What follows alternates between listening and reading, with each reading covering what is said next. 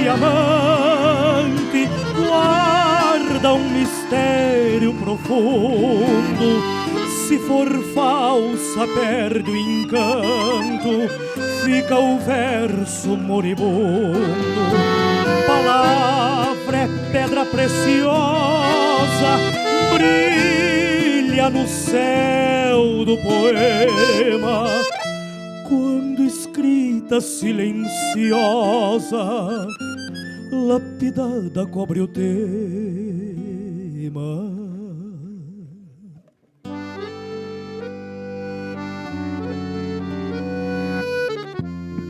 Ei, na calmaria de uma noite silenciosa, onde o farfalhar das árvores parece conversar com a lua, o poeta se encontra com sua pena e seu papel, e é nesse encontro que surgem os versos, como quem busca na memória um sentimento guardado.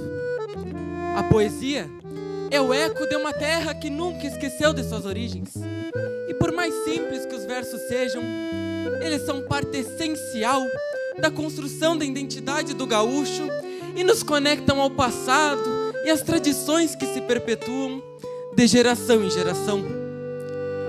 Com o peito cheio de orgulho, inspirado pelos poetas que contam a história do Rio Grande em forma de verso, que chega este 37º Entreveiro Cultural de Peões do Rio Grande do Sul.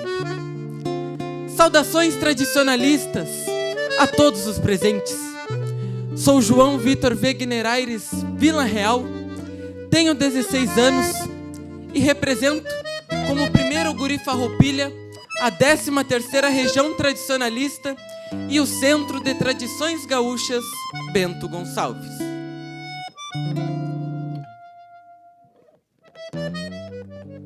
Dou início à minha prova oral refletindo sobre o tema sorteado junto à comissão avaliadora.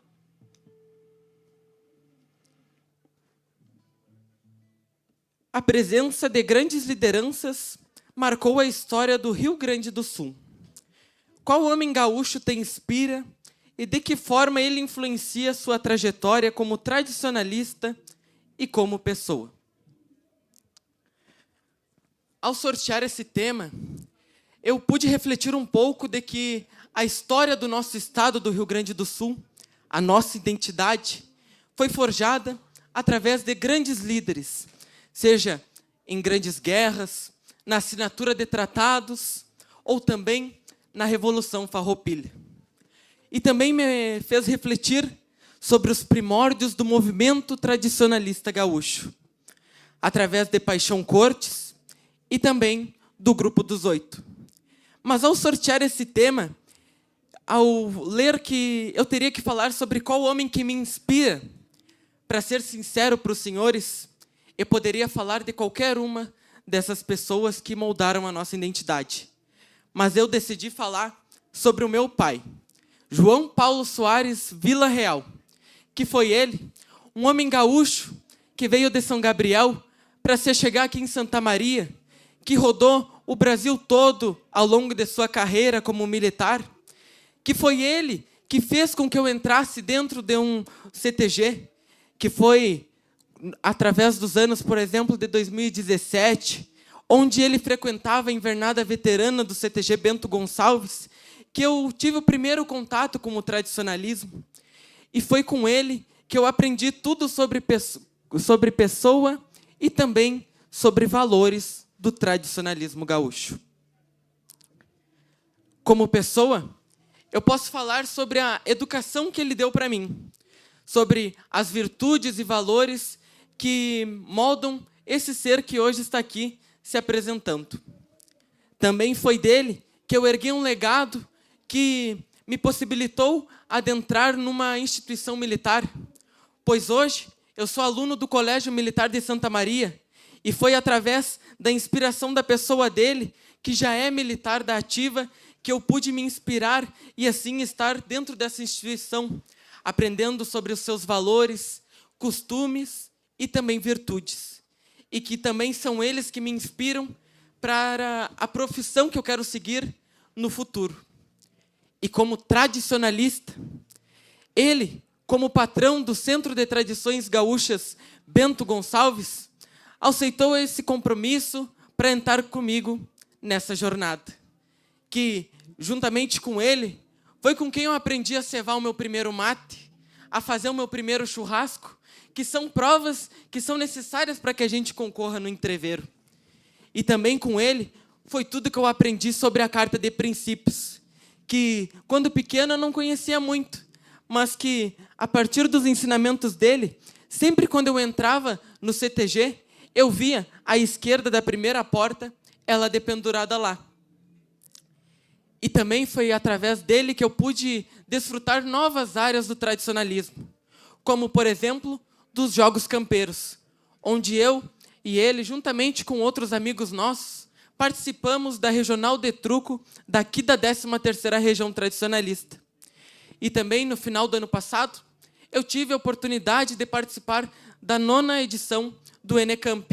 Mas, nessa oportunidade, ele não pôde se fazer presente porque ele estava em uma missão militar.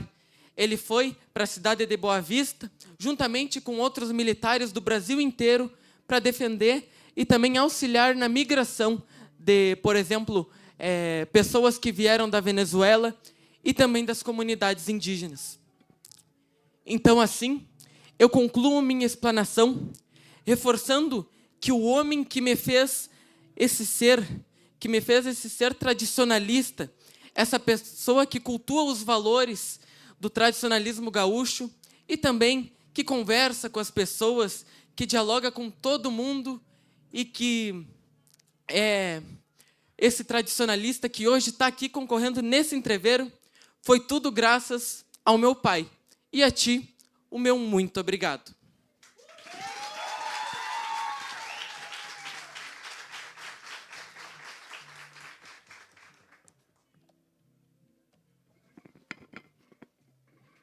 Se o poema é a alma do gaúcho em forma de palavra, os equipamentos agrícolas de outrora são o corpo dessa história.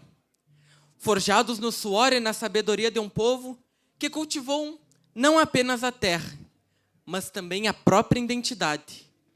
É com esse olhar que apresento a pesquisa do arado à colheitadeira, a evolução dos equipamentos agrícolas no Rio Grande do Sul e a memória da vida agrária gaúcha. Através do desenvolvimento desse trabalho, eu pude resgatar um pouco sobre os costumes e também dos instrumentos que se utilizava na agricultura tradicional e nos modos de vida que giravam em torno deles. Esse trabalho foi desenvolvido em 2 etapas principais: uma pesquisa bibliográfica, junto a livros, e uma de campo, que foi realizada a partir de entrevistas com agricultores e moradores daqui, da região central do nosso estado, com idades entre 16 e 98 anos, e foi através desses relatos que deram vida ao trabalho. A agricultura no nosso estado, ela tem origens muito antigas. Tudo começou com os povos indígenas que já dominavam o cultivo do milho, da mandioca e também do feijão, e que depois esse saber se cruzou com a chegada dos colonizadores e também dos imigrantes, que trouxeram técnicas, ferramentas e também mudanças no trabalho da lavoura. E é de extrema importância ressaltar que a agricultura no nosso estado, ela foi forjada no trabalho familiar, na força dos braços e dos animais que moldaram o que hoje é o nosso povo sul-riograndense. O preparo da terra começava com a utilização do arado. Me contou o seu Luiz Carlos Parsanello, da localidade de Canabarro, que o preparo da terra começava com a utilização do arado de virar ferro, que era ele que revirava a terra e facilitava o plantio. Ou também em terrenos com solo mais bruto, com presença de raízes mais firmes, se utilizava o arado tatu, ou também chamado de pula-toco. E a partir da utilização desse arado, possibilitava que se utilizasse o disco, que quebrava as leivas, e após a grade de dente, que era feita de madeira ou de ferro, que quebrava os torrões e assim facilitava a semeadura. Depois entrava em cena a matraca, ou também chamada de saraquá, uma plantadeira manual que abria o sulco e colocava semente. E no controle a pragas e doenças, utilizava-se o pulverizador costal, carregado nas costas, ou também o pulverizador puxado por cavalos em propriedades maiores antes da mecanização avançar. E também no combate a ervas daninhas, as capinadeiras manuais. E através do desenvolvimento dessas entrevistas, eu pude refletir tanto sobre os instrumentos, as ferramentas que são ligadas diretamente ao plantio e também a outras que são utilizadas nos trabalhos em geral na lavoura. E é nesse sentido que eu apresento, por exemplo, o moinho e os pilões utilizados para processar grãos, o trado e o arco de poá, muito utilizados para furar madeira, para ajudar na construção de cercas, e também o traceador, que era um grande serrote, manuseado por 2 pessoas, feito para cortar toras e produzir tábuas. E, através dos relatos desses entrevistados, eu pude ver que, desde pequeno, eles aprendiam a como cuidar dessas ferramentas e a como manusear elas. O seu Barreto me disse que era com seu pai e seu avô, que, assim, ele aprendeu a como valorizar essas ferramentas, tanto até que ele tem até os dias de hoje na sua propriedade. E o seu João Miguel Quinto, da localidade de Boca do Monte, me disse que uma lembrança muito marcante que ele tem daquele tempo de lavoura eram os multirões que eles faziam. Que se reunia todo o pessoal daquela comunidade rural para, por exemplo, coletar uma lavoura.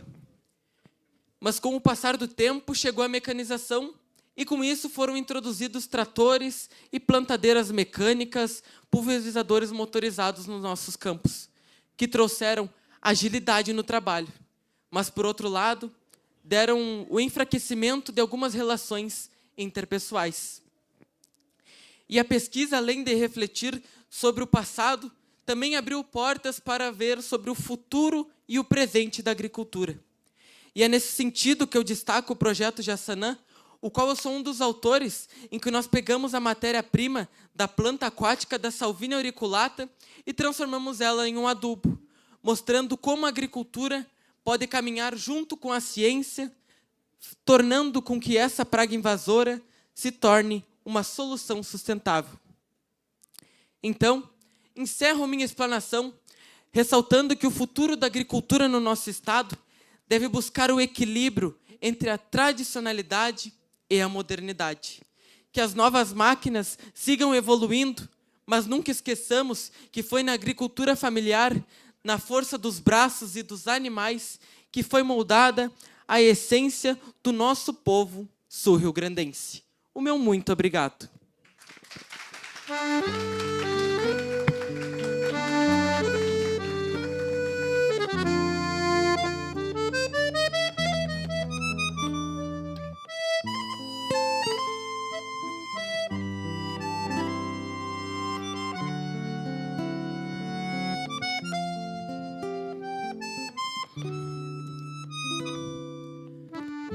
Com suas palavras, os poetas se tornam mais do que meros narradores. São os guardiões da história, os mestres da memória. Seus versos ecoam e, através de cada estrofe, o poeta segura a pena como quem segura um adeus, com coragem, respeito e emoção. Dou início à minha prova artística declamando dos versos de Túlio Souza, Quando eu morrer de novo.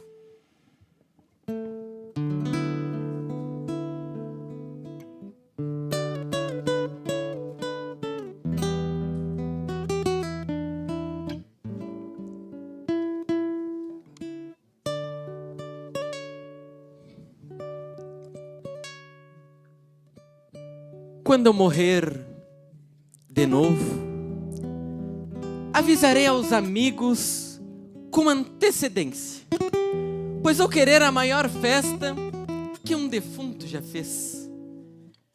Não quero saber de outro velório tristonho. Vai ser um funeral digno de quem já tem experiência. Terei a vivência de já ter morrido uma vez. Quando eu morrer de novo, vou partir sem arrependimentos, sem sentimentos de culpa, principalmente pelas coisas que não realizei. Terei amado sem medo da rejeição.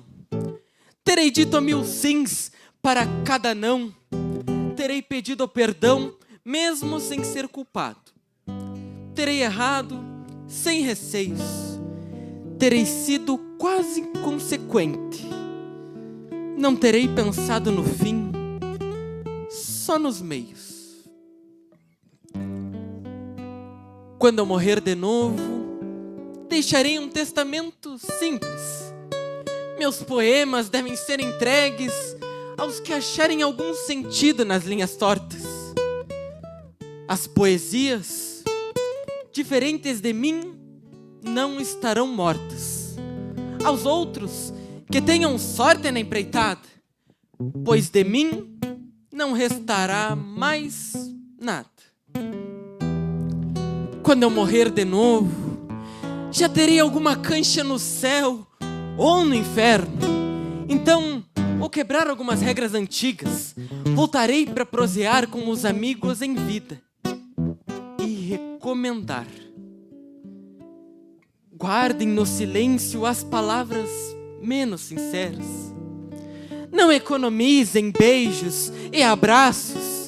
Andem descalços, brinquem muito, tentem viver. E quando se forem também, levem uma lista das coisas que ainda estão por fazer. Quando eu morrer de novo, fundarei a verdadeira Sociedade dos Poetas Mortos, com sede em algum rancho simples, onde possamos prosear, contar causos, declamar e, quem sabe, fazer poemas de assombrar o mundo. Quando eu morrer de novo, levarei a guitarra para milonguear saudades. Levarei os avios de mate, algumas mantas de charque e um baralho de truco para os momentos à toa. Quando eu morrer de novo, avisarei a quem fica. Não derrame lágrimas tristes por mim. Faça assim, cada vez que a saudade apertar, feche os olhos e dê um sorriso. Teu pensamento será tudo que preciso para contigo eu poder estar. Quando eu morrer de novo, talvez terei encontrado respostas do meu agrado para confirmar que a morte é um período que passamos afastados da querência.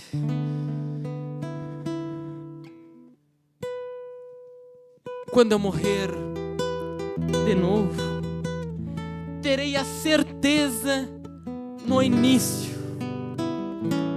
e no final, reticências. Muito obrigado. Para dar continuidade à minha prova artística, convido a prenda Anitta para me acompanhar na dança tradicional do tatu com volta no meio e no ritmo vaneira como dança gaúcha de salão.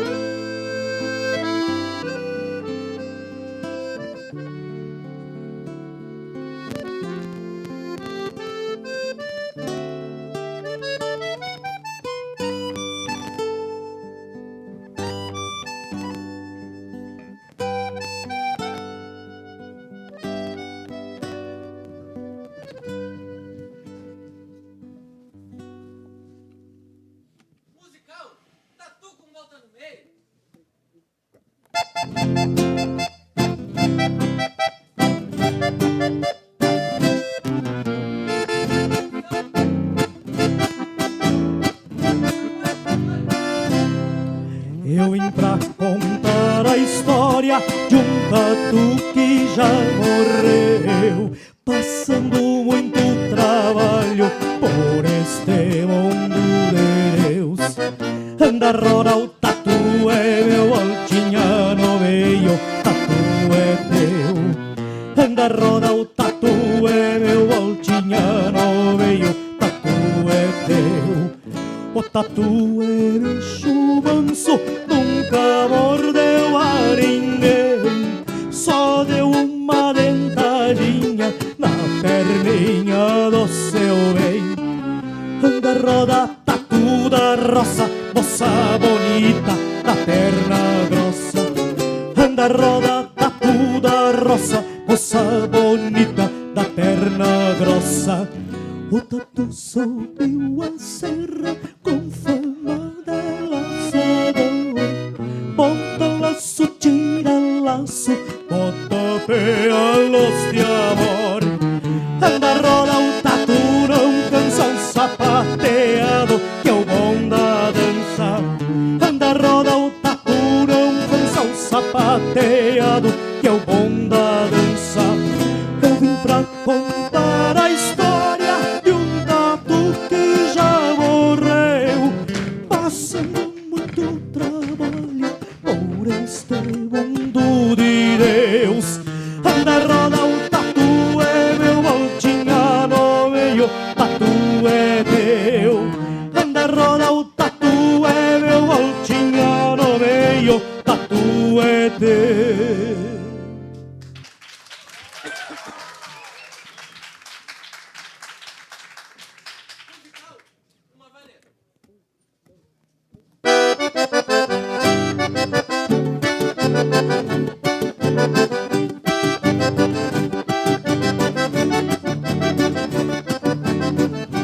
Quero uma vaneira num tranco compassado e um verso bem rimado, crioulo do meu chão,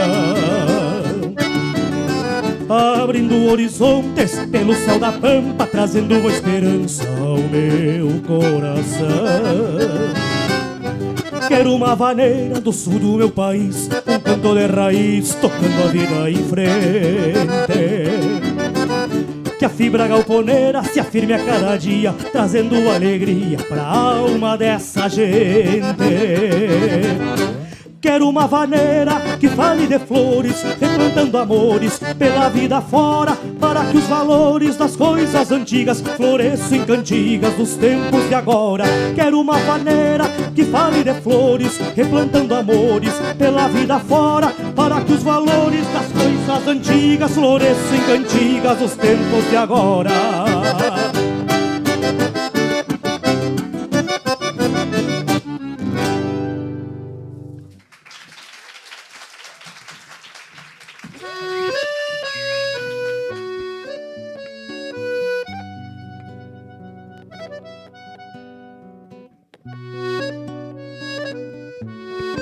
Ei.